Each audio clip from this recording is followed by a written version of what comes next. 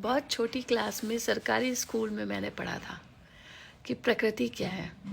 प्रकृति जलवायु को नियंत्रित करती है, बाढ़ को रोकती है, पेड़ पौधों से हमें भोजन मिलता है और एक परागण की प्रक्रिया होती है। छोटी क्लास में पढ़ा था।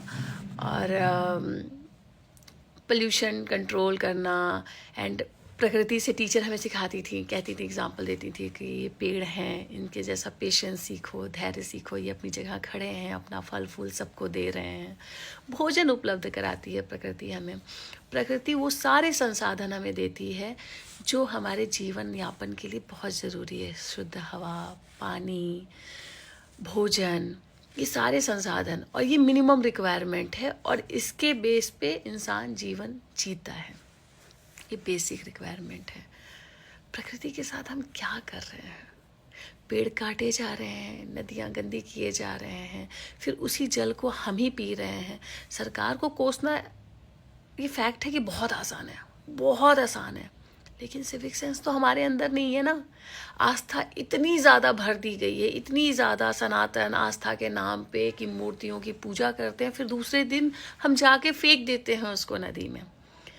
हम मूर्ति लाते हैं अपने घर में, दीपावली में पूजा अर्चना करते हैं और दूसरे दिन ले जाके फेंक देते हैं। आस्था दिल में रखें। आस्था दिखावा कब से हो गया कि हमने मूर्ति पूजा की, फूल चढ़ाया, घर में इतना डेकोरेशन किया।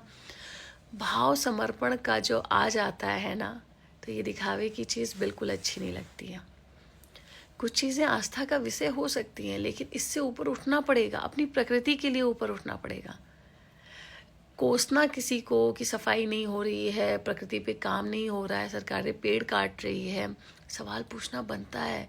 बट हम कितने पेड़ लगा रहे हैं, ये भी तो बनता है, ये हमारी जिम्मेदारी है ना। नदियाँ गंदी है, सरकार साफ़ नहीं कर रही है, सवाल बनता है, लेकिन हम उसे कितना साफ़ रख रहे हैं। साफ़ पानी पीने को नहीं मिल पा रहा है, सरकार इसकी व्यवस्था नहीं कर रही है, सवाल बनता है, पर हम पानी को कितना दूषित कर रहे हैं। हमारी जो जिम्मेदारी है, हमें उससे विमुक्त तो नहीं होना चाहिए ना। हम जनता हैं, हम सरकार चुन सकते हैं, तो क्या हम अपनी प्रकृति को साफ नहीं रख सकते? सोचिएगा ज़रूर।